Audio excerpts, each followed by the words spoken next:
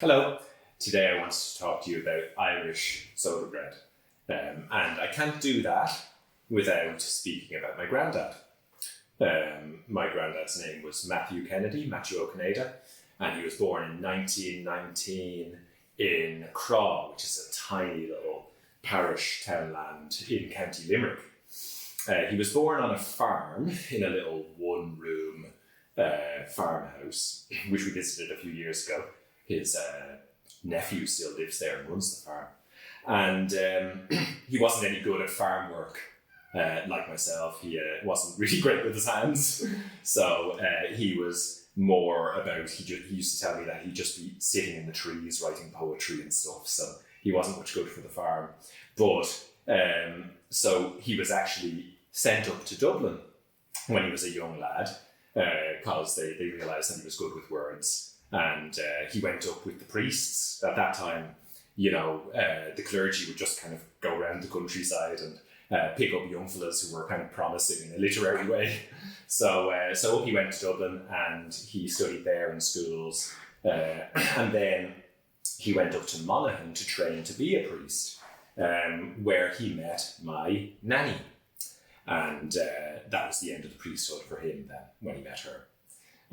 So they moved down together to Dublin, and he was a principal in a school for decades. So Matthew, my granddad, was the man who gave me my love of Irish. He always had a strong grá for it himself. And one of my lovely memories of visiting his house as when I was young and as he was getting older was that he would always have Irish soda bread in the house. And, this is kind of one of the ways that he would treat us. He'd put the fire on, nice and cozy, miserable outside. And he would bring in a tray with the soda bread. His soda bread would have been round. Yeah, this was obviously made in a loaf tin, but his was round. And so he would put the soda bread, and we would have our nice butter and our jam.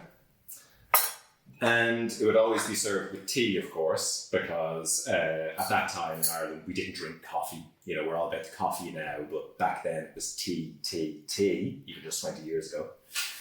And so, so we'd get a big slab of butter, put it on our soda bread, and we would actually call this grandad bread. It wasn't called soda bread in our house, it was called grandad bread because that's where we had it. So you get lots of butter on it, you get some lucky jam, stick it right on there. And then, of course, you would have it with your tea. And like everybody drank tea, the kids, they all drank tea. So here's my tea here. And I'm going to have it the way that I used to have it in my granddad's house with my grandad bread. I'd have my tea with some milk, and to sweeten it, instead of sugar, we would have honey. I just realised I don't have a little spoon here for my honey. So this is the only place I've ever had honey in my tea, was my granddad's house. It was really nice, so I'm going to try it again now because I haven't had it in ages. Whoops. So we just get the honey there and you just drip it in and you give it a stir. And doing this reminds me of being back there after school on a wet and windy day, nice and cozy in my granddad's house with the fire on, having my tea and my grandad bread. Thank you for listening to my story about Irish soda bread, or as I call it, grandad bread.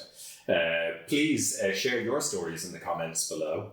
And if you like, learning about Irish culture and history and also about jewellery, then follow our channel.